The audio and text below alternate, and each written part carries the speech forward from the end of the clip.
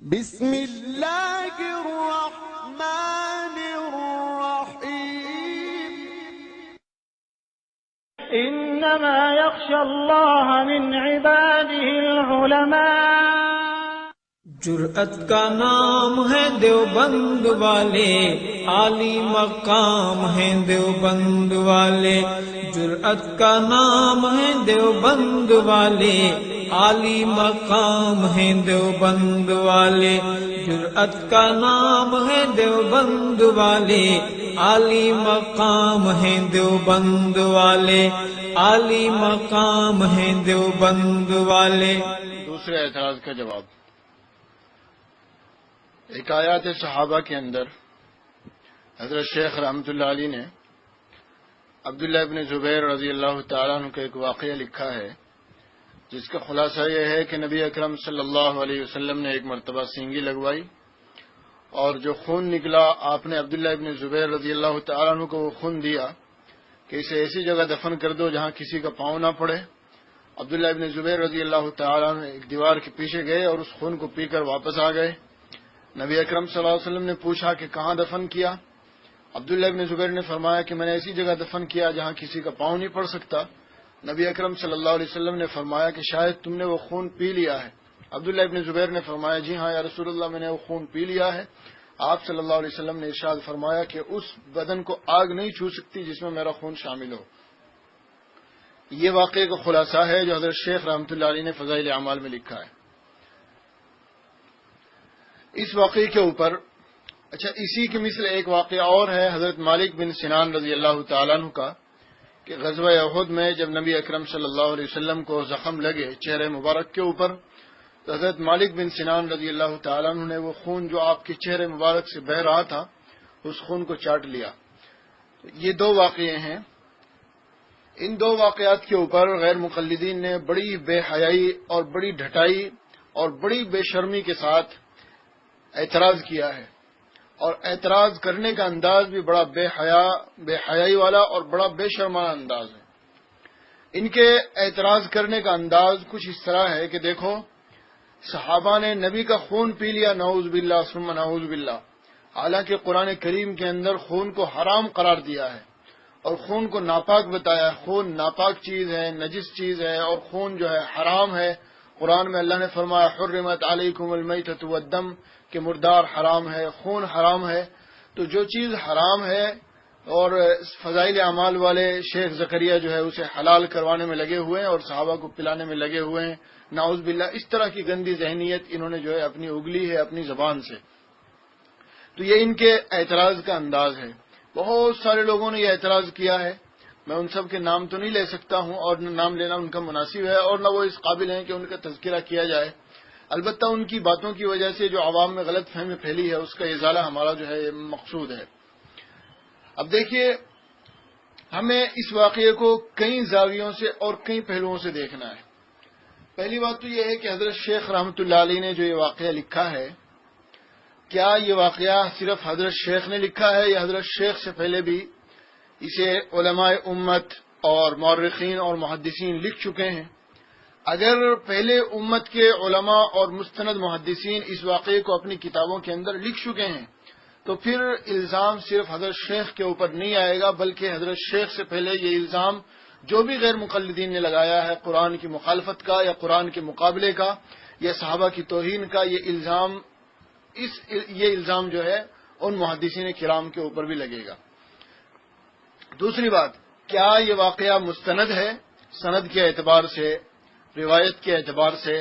کیا یہ واقعہ مستند ہے؟ کیا اس قابل ہے کہ اسے پیش کیا جائے؟ اگر یہ واقعہ مستند ہے تو پھر تو اسے ماننا لازمی اور ضروری ہے، اور اگر غیر مستند ہے تو بے شک پھر الزام دیا جا سکتا ہے اور اس اعتراض کو پیش کر کے جو ہے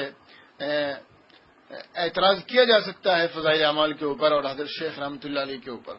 اور تیسرا، یہاں اس زاویے سے دیکھا جائے گا کہ کیا اس واقعے کا قرآن کریم سے تقابل ہو رہا ہے اور کیا یہ واقعہ قرآن کریم کے مخالف ہے۔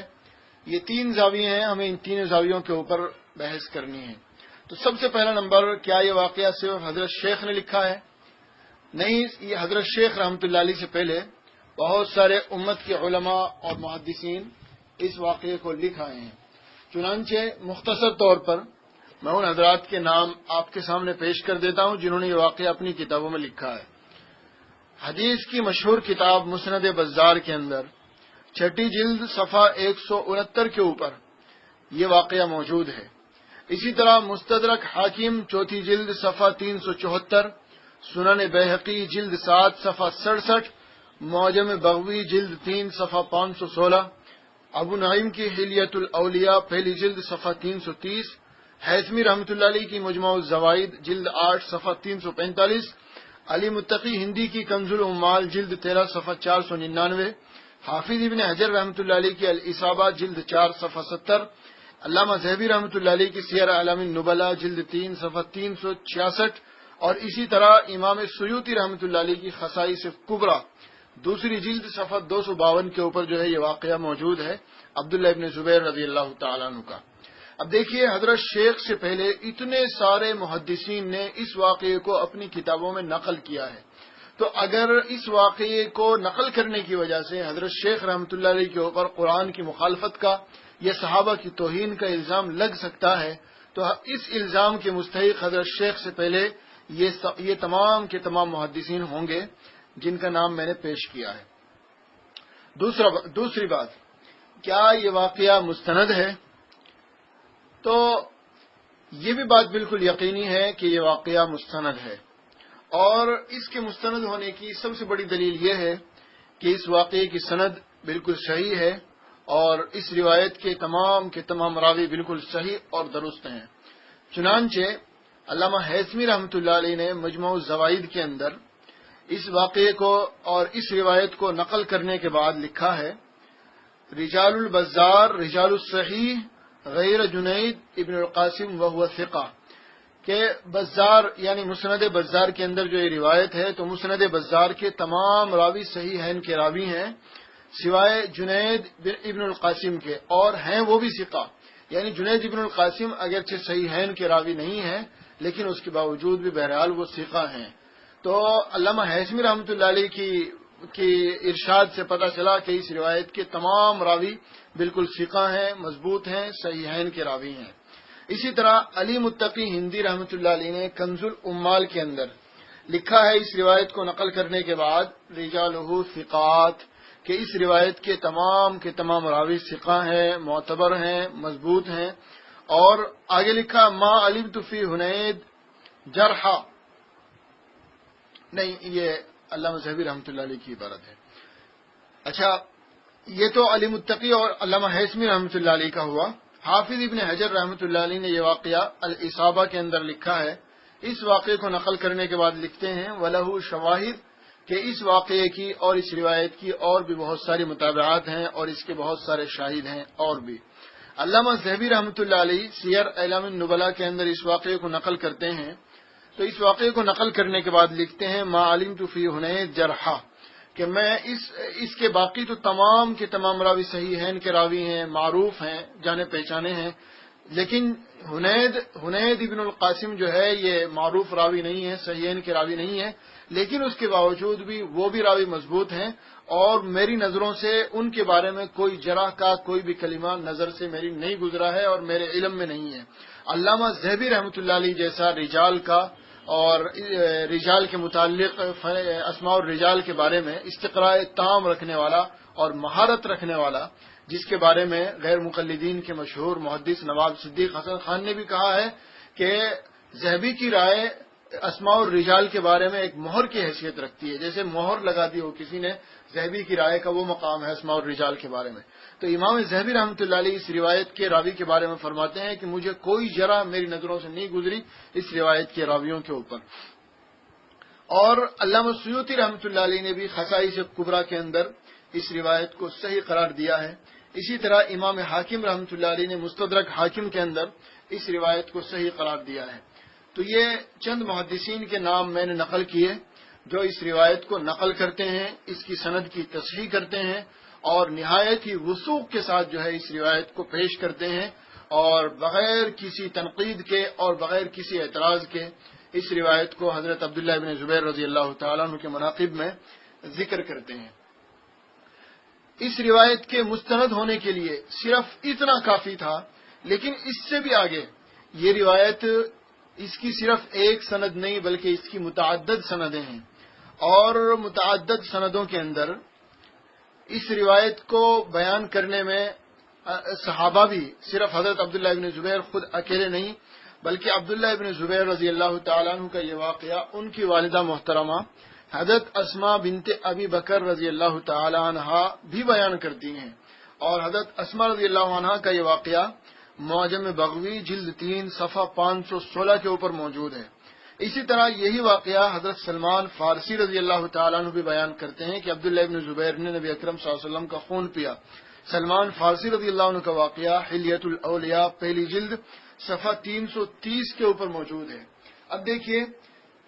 یہ واقعہ مستند محدثین نے نقل کیا ہے، سند اس کی بالکل درست ہے، اور پھر سند بھی ایک نہیں بلکہ اس کی متعدد سندیں ہیں، اور روایت کرنے والے صحابی بھی ایک نہیں بلکہ تین صحابی اس واقعے کو نقل کر رہے ہیں کہ عبداللہ ابن زبیر رضی اللہ تعالیٰ عنہ نے نبی اکرم صلی اللہ علیہ وسلم کا خون پیا ہے۔ کسی واقعے کے مستند ہونے کے لیے اتنے شواہد اور اتنے قرائن اور اتنے دلائل بہت کافی ہوتے ہیں، لیکن اگر کسی کے سر کے اوپر ہٹ دھرمی اور ضد کا ہی بھوت سوار ہو تو پھر اس کا کوئی علاج نہیں کیا جا سکتا ہے۔ مستند کتابوں، مستند علماء اور مستند سند کے ساتھ یہ بات ثابت ہو گئی کہ عبداللہ ابن زبیر رضی اللہ تعالیٰ عنہ کا واقعہ جو حضرت شیخ نے نقل کیا ہے وہ بالکل مستند ہے۔ اب دوسرا واقعہ بھی ملاحظہ فرمائیں جو حضرت مالک بن سنان رضی اللہ تعالیٰ عنہ کا واقعہ ہے، اور یہ حضرت ابو سعید خدری رضی اللہ تعالیٰ عنہ کے والد محترم ہیں۔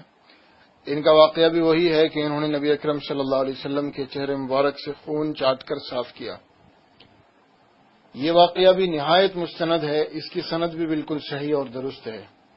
اس روایت کو نقل کرنے والے محدثین میں حافظ ابن حجر رحمۃ اللہ علیہ ہیں، جنہوں نے الاصابہ جلد 6 صفحہ 25 کے اوپر،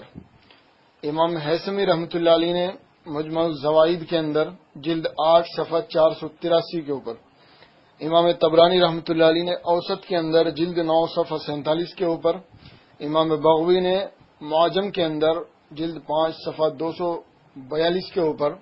اس واقعے کو نقل کیا ہے، اور ان کے علاوہ حافظ ابن حجر رحمۃ اللہ علیہ نے اصابہ کے اندر فرمایا ہے کہ اس واقعے کو اور اس روایت کو ابن ابی عاصم بغوی نے بھی اور ابن السکن نے بھی اپنی صحیح کے اندر اور سنن اور سعید بن منصور نے اپنے سنن کے اندر اس واقعے کو نقل کیا ہے، یعنی کہ یہ واقعہ مستند کتابوں کے اندر موجود ہے اور مستند محدثین نے اسے نقل کیا ہے اور سند کے ساتھ نقل کیا ہے، اور حافظ ابن حجر رحمۃ اللہ علیہ نے اصابہ کے اندر اس واقعے کو نقل کرنے کے بعد اشارہ کیا ہے کہ اس روایت کی کئی سندیں ہیں، متعدد سندیں ہیں، اس کے شواہد ہیں، متابعات ہیں، اس لیے یہ بات معتبر ہے اور یہ واقعہ معتبر ہے، اعتبار کے لائق ہے۔ اور حیثمی رحمۃ اللہ علیہ نے اس واقعے کو نقل کرنے کے بعد لکھا ہے رواہ الطبرانی والبزار ورجال الطبرانی ثقات، کہ اس واقعے کو امام طبرانی رحمۃ اللہ علیہ نے نقل کیا ہے، اور طبرانی کے جتنے بھی روات ہیں، جتنے بھی راوی ہیں، وہ سارے کے سارے ثقہ ہیں اور مضبوط راوی ہیں۔ تو خلاصہ کلام یہ ہوا کہ حضرت مالک بن سنان رضی اللہ تعالیٰ عنہ کا واقعہ یہ مستند ہے، مستند علماء نے اسے نقل کیا ہے، مستند کتابوں کے اندر موجود ہے، اس کی سند بھی موجود ہے، اور سند کا ایک ایک راوی بالکل ثقہ ہے، مضبوط ہے، اور پھر سند بھی ایک نہیں بلکہ متعدد سندیں موجود ہیں، روایت کرنے والے صحابی بھی ایک نہیں بلکہ متعدد صحابی اس واقعے کو روایت کر رہے ہیں۔ تو ظاہر سی بات ہے کہ یہ اس واقعے کے مستند ہونے کی، معتمد ہونے کی یہ بہت بڑی دلیل ہے۔ اب غیر مقلدین کو چاہیے کہ اپنے سر کے اوپر خاک ڈالیں اور اپنے علم کا اور اپنی عقل کا اور اپنی حیا کا ماتم کرتے پھریں کہ اتنا مستند واقعہ جسے محدثین نے ایک نہیں بلکہ 10 محدثین نے، معتبر محدثین نے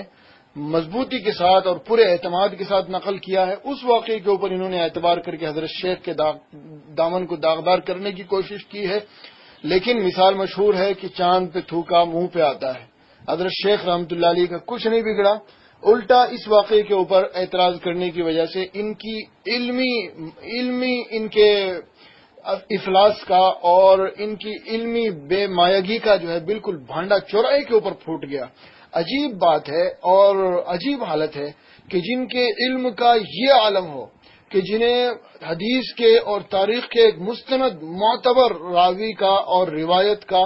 اور ایسی روایت کا پتہ نہ ہو جسے 5 6 صحابہ نے روایت کیا ہے، جس کی سند کو صحیح بتایا ہے، جس کی متعدد سندیں ہیں، متعدد محدثین اسے نقل کر رہے ہیں، اس کا انہیں علم نہیں اور اعتراض کرنے چلے حضرت شیخ کے اوپر. ایک غیر مقلدین نے تو اپنی کتاب کے اندر باقاعدہ چیلنج کیا ہے کہ یہ واقعہ عبداللہ بن زبیر کے خون پینے کا واقعہ میں تمام تبلیغی جماعت والوں کو چیلنج کرتا ہوں کہ اس کی مجھے کوئی مستند سند دکھا دو، یہ واقعہ کس محدث نے نقل کیا ہے مجھے ثابت کر کے دکھا دو. تمام تبلیغی دنیا کو چیلنج ہے. ارے چیلنج کرنے سے پہلے اپنی عقل کا اور اپنے علم کا ماتم کر کہ جو سورج آسمان کے اوپر نکلا ہوا ہے اور تیری آنکھیں بند ہیں، اس میں بھلا قصور کیا ہے آفتاب کا؟ اتنا مستند، اتنا مشہور اور اتنا معروف واقعہ اور اس کے اوپر اعتراض، یہ غیر مقلدین ہی کو زیب دیتا ہے. اصل بات یہ ہے کہ اس طرح کے واقعات سننے کے بعد اور اس طرح کے واقعات اور اس طرح کے اعتراضات سامنے آنے کے بعد ہمیں بالکل یقین ہو جاتا ہے کہ جو آدمی صرف تعصب کے اندر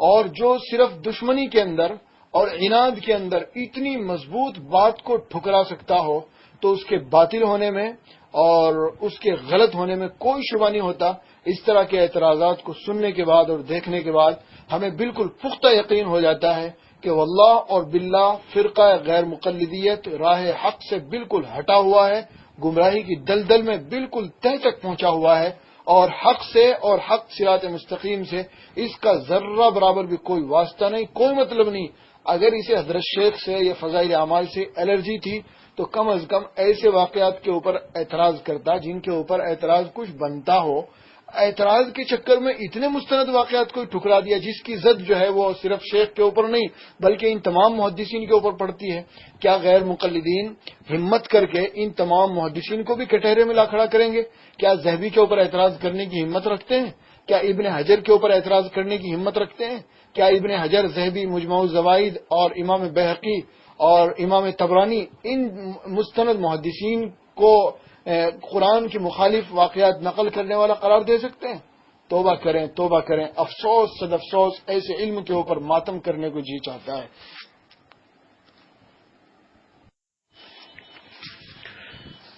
یہ اسی کے ہم مثل ایک واقعہ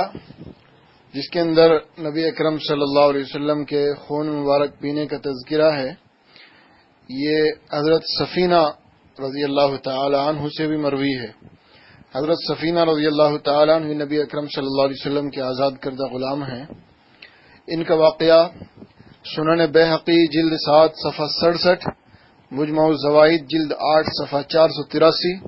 مسند بزار جلد 9 صفحہ 284، طبرانی کبیر جلد 7 صفحہ 94، مجروحین ابن حبان جلد 1 صفحہ 111 کے اوپر حضرت سفینہ رضی اللہ تعالیٰ عنہ کے نبی اکرم صلی اللہ علیہ وسلم کے خون پینے کا واقعہ مذکور ہے. اب دیکھیے یہ خون پینے کے واقعے کو نقل کرنے والے کتنے صحابہ ہو گئے؟ نمبر 1 عبداللہ ابن زبیر، نمبر 2 اسما بنت ابی بکر رضی اللہ تعالیٰ عنہ، نمبر 3 سلمان فارسی رضی اللہ تعالیٰ عنہ، نمبر 4 مالک بن سنان رضی اللہ عنہ، نمبر 5 سفینہ رضی اللہ تعالیٰ عنہ. 5 صحابہ نے اس واقعے کو نقل کیا ہے اور اس کی ایک سند نہیں بلکہ ایک ایک راوی کی کئی سندیں موجود ہیں. تو اصول حدیث کی روح سے کم بھی 20 روایتیں بنتی ہیں، کیونکہ سند کے مختلف ہونے سے روایت بھی مختلف ہوتی ہے. اصول محدثین کے مطابق حدیث کے اصولوں میں جتنی سندیں ہوں گی اتنی روایتیں مانی جائیں گی. تو اگر ہر سند کو الگ الگ روایت مانا جائے تو محدثین کے نزدیک یہ ایک نہیں بلکہ کم سے کم 20 روایتیں بنتی ہیں جن کے اندر نبی اکرم صلی اللہ علیہ وسلم کے خون پینے کے واقعے کا تذکرہ ہے. اب دیکھیے واقعہ مستند ہے اور اس کے اندر کوئی شبہ اور کوئی شک کی گنجائش نہیں رہی، اور حضرت شیخ رحمۃ اللہ علیہ نے انہی مستند کتابوں سے اس واقعے کو اپنی کتاب فضائل اعمال میں حکایات صحابہ میں نقل کیا ہے. اب علاج جو ہے وہ انہیں غیر مقلدوں کو اپنے دماغ کا، اپنے عقل کا اور اپنے علم کا کرنا چاہیے کہ تاکہ آئندہ اس طرح کی مستند باتوں کے اوپر اعتراض نہ کر سکیں۔ اب دوسری بات یہ رہ گئی تھی کہ یہ واقعہ قرآن کے خلاف ہے۔ جب قرآن کے اندر خون کو حرام قرار دے دیا گیا تو پھر جو ہے یہ اس واقعے سے تو پتہ چلتا ہے کہ خون پیا تو اس کا مطلب حلال ہے، تو قرآن سے اس واقعے کے تقابل اور ٹکراؤ ہو رہا ہے۔ دراصل یہ غیر مقلدین، یہ ٹکراؤ اور یہ تعارض غیر مقلدین کے ذہنیت کی پیداوار ہے۔ حقیقت میں نہ کوئی تعارض ہے اور نہ کوئی ٹکراؤ ہے۔ تعارض کے لیے جو شرطیں ہیں وہ بھی اگر غیر مقلد معلوم کر لیں اور ان کے علم میں آ جائیں تو یہ اعتراض ختم ہو جائے گا۔ تعارض کے لیے جو شرط ہے وہ ان میں ایک شرط یہ بھی ہے کہ دونوں واقعوں کا زمانہ ایک ہی ہو۔ کیا غیر مقلدین ثابت کر سکتے ہیں کہ دم مصفوع والی آیت نازل ہوئی اور اسی زمانے کا یہ واقعہ ہے خون پینے کا عبداللہ بن زبیر کا، مالک بن سنان رضی اللہ تعالیٰ عنہ کا؟ اگر یہ ثابت نہیں کر سکتے اور یقیناً نہیں کر سکیں گے تو پھر تعارض بھی نہیں ہوتا، اور یہ تعارض پیدا کرنا پھر یہ غیر مقلدین کی ذہنیت کی پیداوار ہے۔ متعدد حدیثوں کے اندر روایتیں مل جائیں گی کہ صحابہ کرام رضوان اللہ تعالی علیہم اجمعین نے شراب پی ہے۔ اس واقعے کو نقل کر کے اگر کوئی قرآن کریم کی آیت پیش کرے انما الخمر والانصاب والازلام رجس من عمل الشیطان، کہ شراب کو اللہ نے حرام قرار دیا ہے تو شراب حرام ہے اور صحابہ نے جو ہے شراب پی ہے۔ مستند حدیث کی کتابوں کے اندر صحابہ کرام کے واقعات موجود ہیں شراب پینے کے۔ تو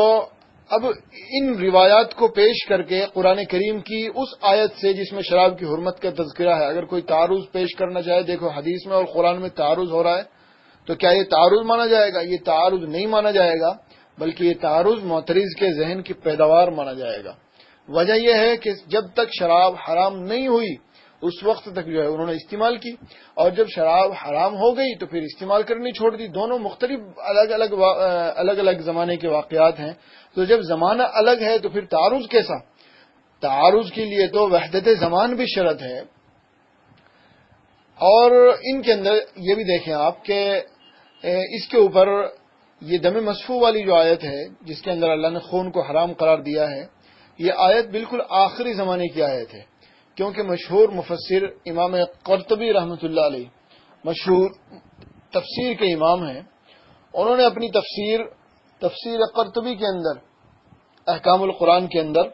صراحت کے ساتھ لکھا ہے کہ یہ آیت جو ہے تیسری جلد کے صفحہ 22 کے اوپر